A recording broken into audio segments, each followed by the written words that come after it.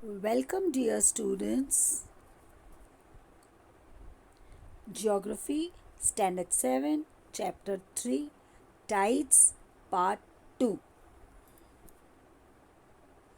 Be ready with your textbooks, page number 12. This is our second lecture of lesson number 3, Tides. Effects of tides. With the high tide, fish move into the creeks and this helps fishing activity. The tides clear the waste and hence the coasts become clean. Ports do not get filled with sediments.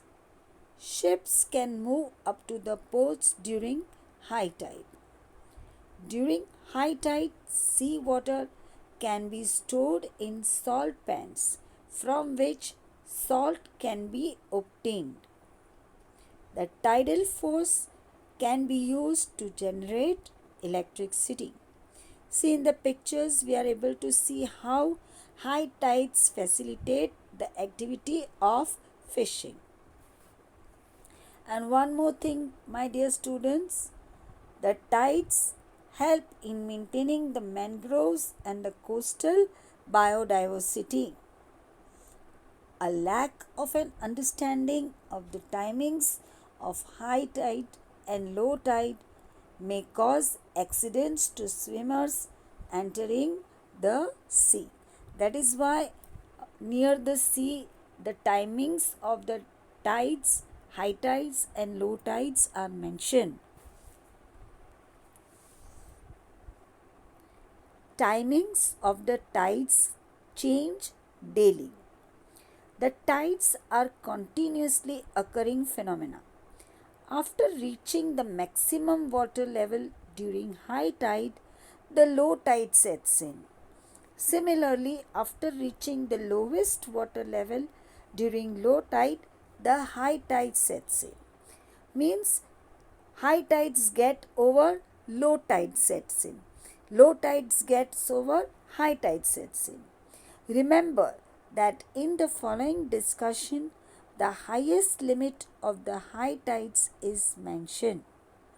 See figure 3.9.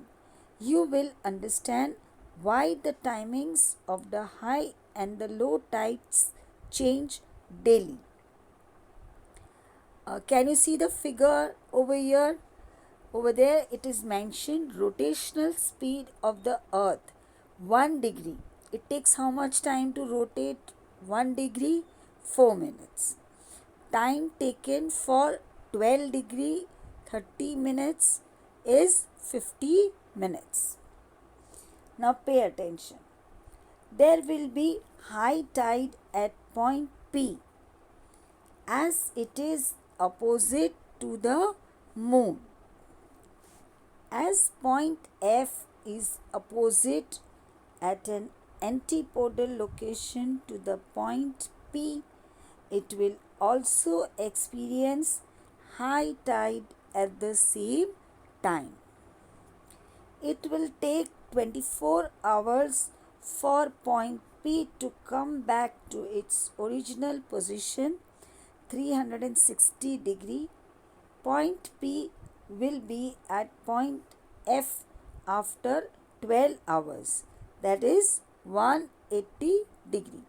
When this P will rotate and reach the point F, you know the earth is rotating. When it will rotate and change the position, when P will go to F, it will take 12 hours, and again to come back to its original position, it will take 24 hours. Now, the same change will also occur with reference to the point F.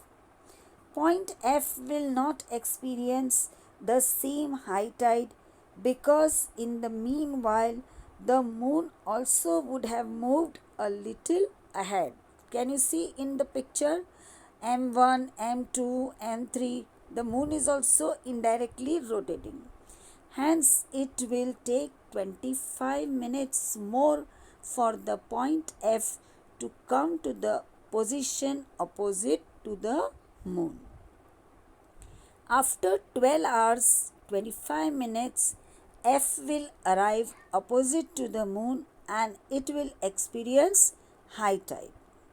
Point P opposite to F will also experience high tide. Later again after 12 hours and 25 minutes, point P1 will experience high tide as it comes in front of the moon. There will be high tide at F1 2 as shown in the figure. There is high tide and low tide twice a day. 24 hours generally. One day is of 24 hours. The time difference between two high tides is of 12 hours and 25 minutes. Now next topic is waves. The sea water gets pushed by the wind and ripples are generated on the water surface. These are called waves. The sea water moves up and down or slightly forward and backward due to the waves. The waves bring the energy contained in them to the coast. They break in the shallow waters near the coast. Large or small waves are formed continuously at the surface of the sea. Generation of waves is a natural and regularly occurring phenomenon too. See figure 3.10.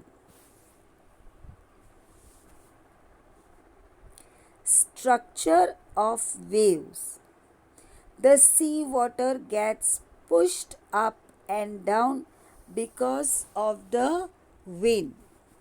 The raised up portion of a wave is called crest. Can you see in the diagram?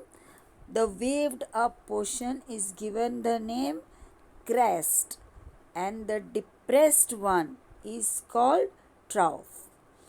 If a strong wind is blowing in one direction, large waves are generated.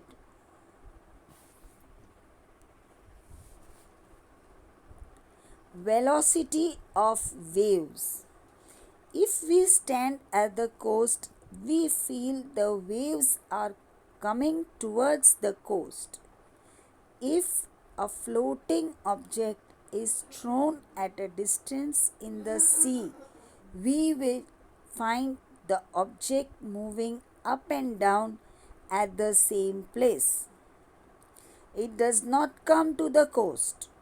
It means the water forming the wave also does not come to the coast. Remember that the water in the wave does not move. What moves is the energy.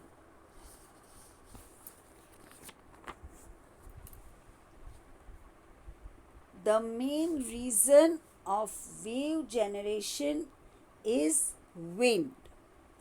But at times, due to earthquakes or volcanic eruptions occurring below the floor of the sea, waves get generated. Such waves assume a great height in the shallow waters near the coast. These waves are very destructive. They cause huge loss of property and life. These waves are called tsunamis. The waves cause erosion along the headlands and create beaches in the protected locations in the bay. Thank you, students.